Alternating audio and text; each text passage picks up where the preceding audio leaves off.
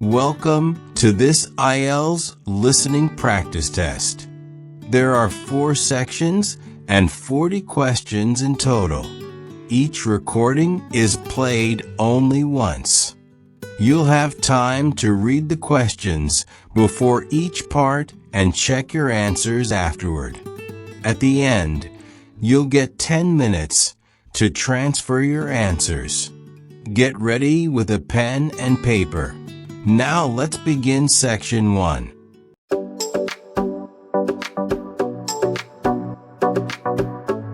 You will hear a number of different recordings, and you will have to answer questions based on what you hear.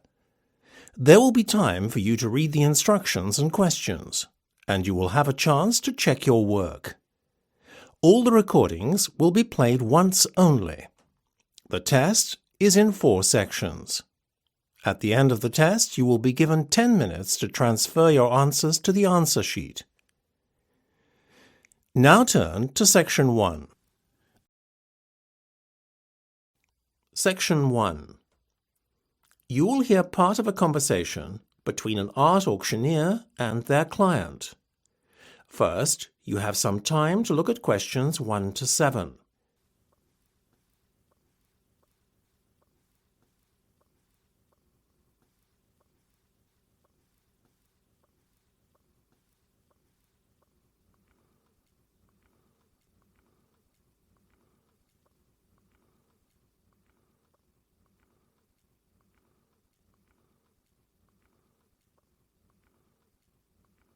You will see that there is an example that has been done for you.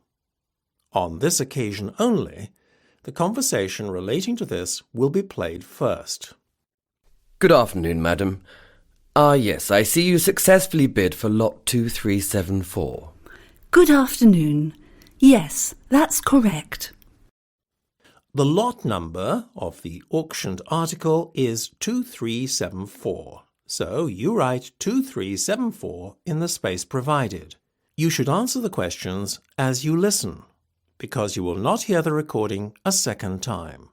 Listen carefully and answer questions 1 to 7. Good afternoon, madam. Yes, I see you successfully bid for lot 2374. Good afternoon. Yes, that's correct. I hope you are satisfied with your purchase. If I may say so myself, I think you got a real bargain. What you paid is not much above the original reserve price of £300. I love P.J. Browning's work, and to be honest, I was prepared to pay a lot more. I'd decided beforehand that £500 would be my limit, so getting it £150 cheaper than I was prepared to pay for it was a wonderful surprise. I have to say that 17th century paintings of rural English scenes like this one are rather underrated. The art world seems to want abstract paintings by modern artists more. Geometric designs seem to be the trend today. Not my taste at all. I have a more conservative taste when it comes to art. The painting will blend in with my antique furniture at home. Well, I hope you have a big wall to put it on. Luckily, I'm very fortunate to live in a rather large country house. What are the exact measurements of the painting, by the way? The width is 1.5 metres, and the height is 1 metre. Without the frame, that is. If you include the gilt-covered frame, which is quite large to balance the size of the painting, you can add on another 0.5 metres for the width and the same again for the height, obviously. That shouldn't prove too much of a problem. I'm just happy I managed to win the bid for this wonderful painting. Before listening to the rest of the conversation, you have some time to look at questions 8 to 10.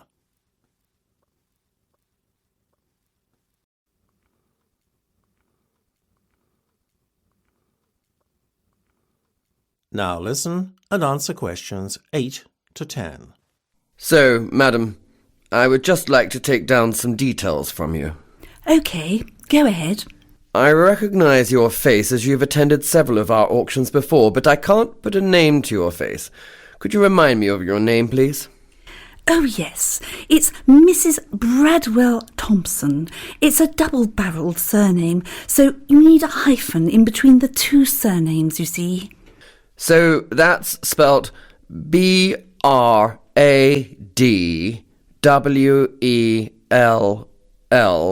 followed by a hyphen, then Thomson.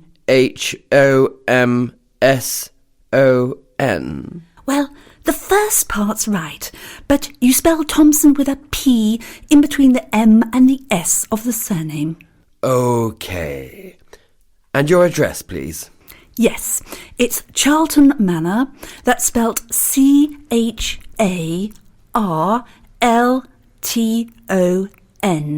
And I live in Kingston Village. Oh, and of course, you'll need the postcode too. It's KN2656T. Sorry, did you say KM2656T? No, it's KN, not an M, then 2656T. Well, thank you, Mrs. Bradwell Thompson. I think that's just about everything. Oh, and I need to know when you would like the painting delivered. We deliver on Tuesdays and Fridays, the week following an auction. Well, I'm having a long weekend break in the Cotswolds, a charming area of England, you know, so this coming Friday would be impossible. How about next Tuesday? No problem at all, madam. So that'll be the 23rd of March. Superb, thank you. Not at all, madam. It was a pleasure doing business with you. That's the end of section 1. You have half a minute to check your answers.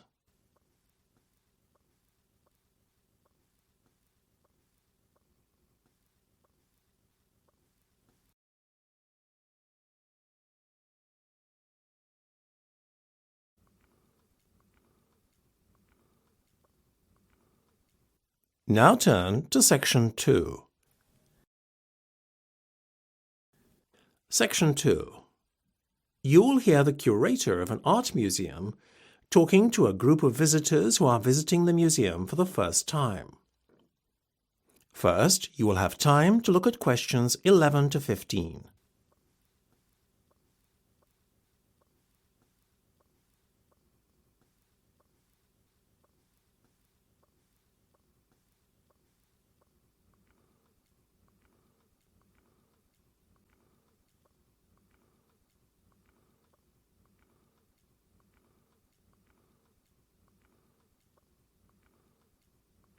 Now listen carefully and answer questions 11 to 15.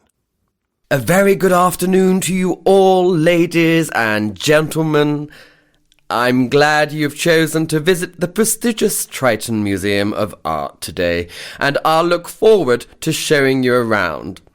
But first, I would just like you to refer to the maps of the museum that you picked up on your way in. Now, where you picked up your maps is just to the left, as you enter the building outside the museum store. By the way, the store is a great place to pick up some souvenirs before you leave. Oh, and if anyone wants to leave a coat in the cloakroom, then please feel free to do so at no extra charge. It's just over there on the other side of the entrance to the museum store. Okay, so this nice spacious area we're now standing in is the Rotunda. It contains some of the museum's most striking sculptures. From here, you gain access to all the museum.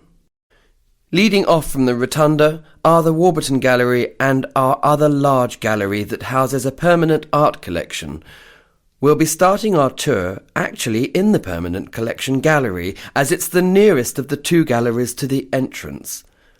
We'll make our way afterwards to the other gallery I mentioned, as it's right next door. Oh, the smaller room behind the Warburton Gallery that you see on your maps is just a storage space for the museum, and access is blocked off to the public by a railing across the entrance to that area. So now, where were we? Ah, yes. After we visited those galleries, which will take us a good hour as there are so many interesting exhibits to see, We'll make our way back across the rotunda and visit the Cowl Room. It's right at the far end of the museum, on the opposite side of the rotunda to the Warburton and Permanent Collection Galleries. It's one of the museum highlights and contains some high-quality contemporary art exhibits. Oh, I'm so sorry. I forgot to point out the ladies' and gents' toilets earlier. They're just before you get to the Cowl Room and are adjacent to the museum's store. Don't go into the room opposite the toilets. That's our staff room area and kitchen. Right, so that's all you need to know for the moment. Let's begin the tour. Before you hear the rest of the discussion, you have some time to look at questions 16 to 20.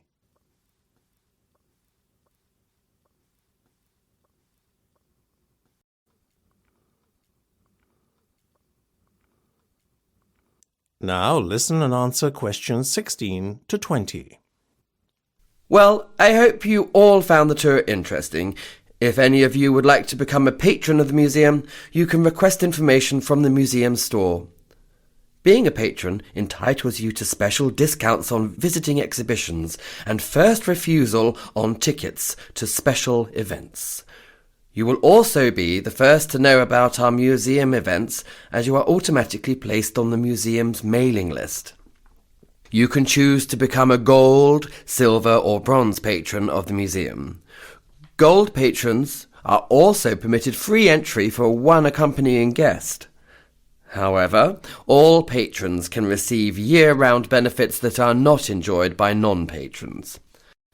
Having said all that, I would now like to announce some very special news. Next year will be our centenary celebrations. It's hard to believe it, but the museum was founded over 100 years ago.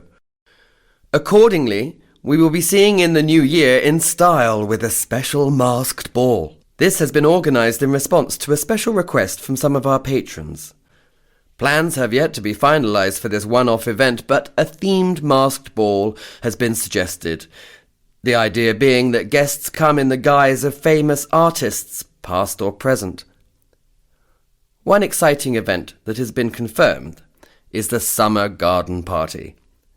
We are anticipating a lot of interest for this one, so it's best to book well in advance. Whilst the tickets are by no means cheap, we like to think that the price reflects the quality of the event. Amongst the many treats we have in store for you is a live orchestra playing in the museum's gardens, which are to the back of the main building. It is weather permitting, of course. Again, we are dependent on good weather in order for the barbecue to take place.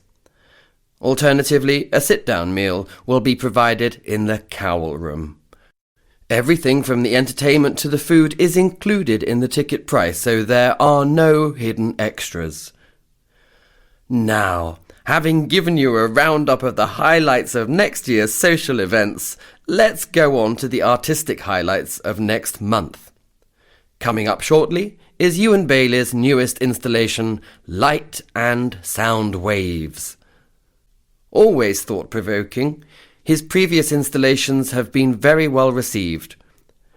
We will also have Hamish Barnes here for the first time as artist in residence. He will be encouraging visitors to adopt a more hands-on approach to art.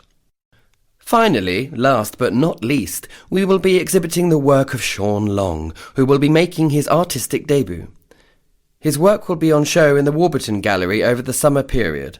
We are anticipating a large attendance at his exhibition. Well, that's all from me.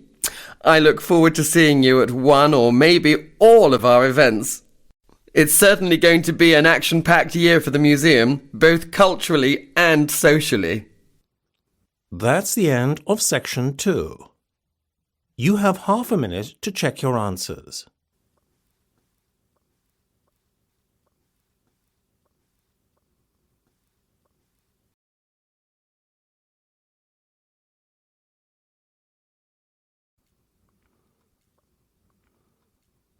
Now turn to section 3. Section 3. You will hear part of a televised question and answer session between a celebrated art critic and 3 members of the public, following a talk on outsider art. First, you have some time to look at questions 21 to 25.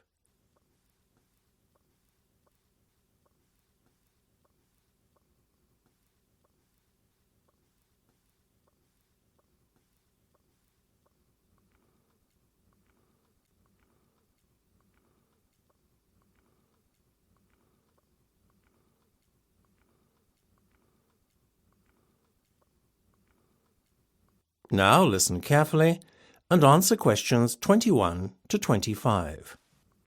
I think I've said enough, so now it's the turn of the audience. Would anyone like to start the ball rolling and comment on anything I said earlier in my talk? That young gentleman over there. Hi, my name's Jake, and I've got a question for you. You referred to outsider art as being the work of self-taught rather than trained or professional artists. Does that mean anyone can produce art then? Well, what we define as art will always remain subjective, but given that we can agree more or less on a common perception of what is actually art, then yes, anyone in theory can produce art. The challenge, though, is to produce good art. Excuse me, may I ask a question, please? Yes, of course. Would you like to introduce yourself to the audience? Sure, my name's Lucy. So, Lucy, what would you like to ask? Don't you think that untrained artists lack the necessary technique to produce good art? I felt that some of the paintings by outsider artists that you showed us earlier were, to be honest, rather crude. I think you're confusing technique with art here. A great technique doesn't guarantee great art, you know. But I think impressive art can still be produced by gifted artists lacking in what are accepted as basic art skills. OK. Can I have another question from a member of the audience, please? Hi, I've got a question. Oh, my name's Dave, by the way. I just wanted to ask how many outsider artists were or are recognised in their lifetime? Relatively few. The exceptions are the ones who create particularly monumental or significant works of art, like Nekshan's sculpture garden in India or Ferdinand Cheval's fantastic building, the Palace Ideal. Both, as you know, were created purely from recycled materials. Yeah, they were pretty amazing. I remember them from the slides you showed earlier. But what impresses people most is not so much the sheer scale of these buildings and sculptures as the work involved. These artists built their work single-handedly over many years and, more to the point, in total secret, as they lacked planning permission. That adds to the romance of the whole undertaking, don't you think? Well, their work certainly impressed me. Yes, outsider art certainly produces work that is one of a kind. Before you hear the rest of the discussion, you have some time to look at questions 26 to 30.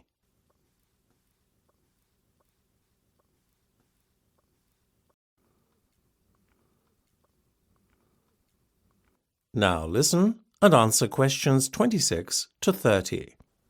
So, now I would like to post some questions to the audience. First, I would like to ask someone from the audience which, out of all the outsider artwork I showed you previously, is the most impressive and why? Excuse me, may I? Oh, yes, hello again, Jake. So tell me, which artwork was your favourite? Well, funnily enough, the paintings by Adolf Wolfi. I know the perspective is crazy and all over the place, but the work is so detailed. Well, look at the great artists like Picasso and Matisse. Perspective or lack of it was never an issue with them. Oddly, whilst I appreciate that style in outsider art, I can't say the same for modern art. I guess it's because I don't approach the two art forms with the same set of expectations. Interesting. You mean you expect more of artists with obvious skill and a professional training like Picasso and Matisse? I guess so. You know, I expect modern artists to use conventions like perspective at least. And another thing, I can't really understand why modern artists are often so highly acclaimed by critics, whilst outsider artists are virtually ignored. That's probably because they are generally not as skillful, I suppose. I take your point. I imagine that with the exception of outsider artists, you tend to like work by more traditional artists. I suppose. Like everyone, I can appreciate Renaissance art as exemplified by Da Vinci and Michelangelo. Amazing technique and all that. And I also understand the popularity of Impressionist artists too. One other question. What's your opinion of modern sculpture? Do you have the same opinion of modern sculpture as you do of modern painting? I think all sculptors have to be pretty skilled to work with materials like metal and stone, so I admire them in a way. But many modern sculptures, particularly public artworks, are often given praise I feel they don't deserve. You seem to have quite definite views about art. Well, it was most interesting hearing your views. That's the end of section 3. You have half a minute to check your answers.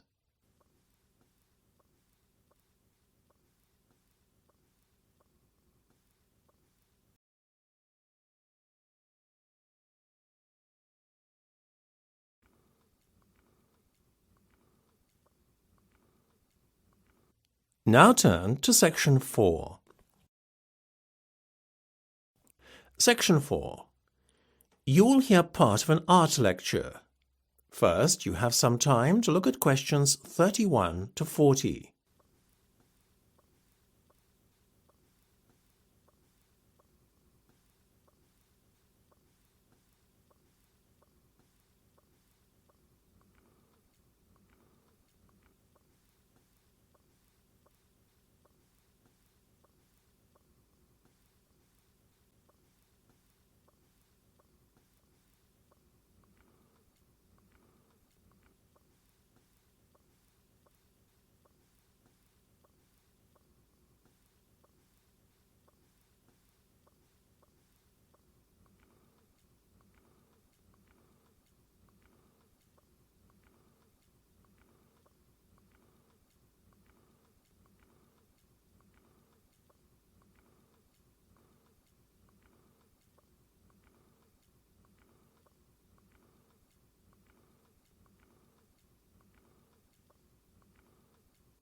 Now listen carefully and answer questions 31 to 40.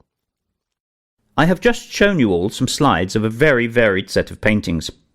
I noticed, as I was showing the slides, a few giggles in the audience and a few looks of dismay.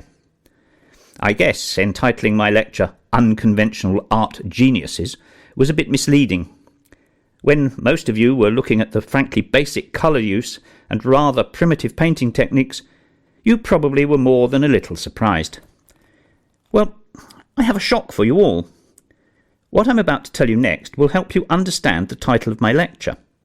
All the slides I showed you previously are of artworks made by, wait for it, animals. Yes, I heard a few gasps in the audience when I said that. Whilst the artwork would be definitely primitive by human standards, when you consider that the artworks were executed by animals, then, well, they are frankly staggering. Nor were the artworks purely the work of our closest relatives, the apes. No, they were produced by animal artists drawn from a diverse pool of species, ranging from elephants to gorillas, birds and even sloths. In fact, in recognition of this, last year, London's Grant Museum of Zoology staged what organisers thought was the first interspecies show of paintings by animals. In the show, art was shown from an orangutan, a gorilla and an elephant. Whilst the gorilla and the orangutan produced works that bore a resemblance to the paintings of modern artists de Kooning and Klein, the elephant's work took a more figurative approach in the rendering of a flower pot. Now, before you all go thinking this is a revolutionary discovery, I would like to put the record straight. The contribution animals can make to the art world was highlighted as far back as the 1950s. In this decade, Desmond Morris, celebrated social anthropologist and author of bestsellers such as Body Watching and The Naked Ape, introduced Congo, the painting chimp, to the British public in a TV appearance. Back then, animal art makers were regarded as little more than a novelty. Today, however, animal artists are not viewed so much as novelties, but as sophisticated creators with skills and senses that they use to execute artworks in ways humans never can. As a result of animals being taken more seriously as creators of art, it has become commonplace today for zoos to provide materials to captive animals. The hope is that by giving animals the means to create art, they will be kept physically and mentally stimulated. Obviously, you can't give a lizard a paintbrush and expect it to draw. What the zookeepers do, though, is to give animals species-appropriate art materials and tools. For example, sloth bears, who feed by blowing away dirt from the forest floor to feed on termites, have been given a straw-like apparatus to blow paint onto a canvas. What is one of the most interesting discoveries to come out of all this, though, is the finding that animals voluntarily and instinctively participate in the creation of art. It seems, therefore, that animals derive as much pleasure as humans do in applying paint to canvas or making a clay or plasticine figure. The obvious conclusion to draw from all this is that there are more similarities between man and other animals than some of us might care to admit. However, just to satisfy the sceptics amongst you, there is something I would like to add. So far, the primate and elephant art that has been produced often bears an uncanny resemblance to Western art. Certain conventions are evident in the animal's art that suggests a degree of human intervention. As proof of this, an elephant named Boon Mi was actually guided by a keeper who steered the animal's trunk to paint brushstrokes on a canvas. Nevertheless, we should keep an open mind about animal art, as there are just as many examples of artworks that have been completed by animals without human aid. That is the end of section 4. You now have half a minute to check your answers.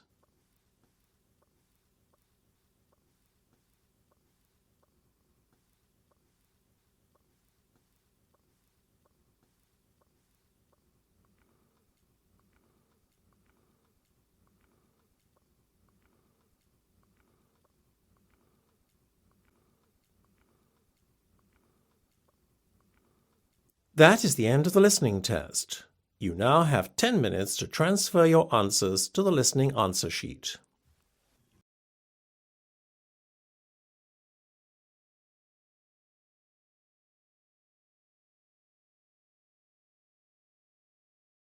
That is the end of the listening section.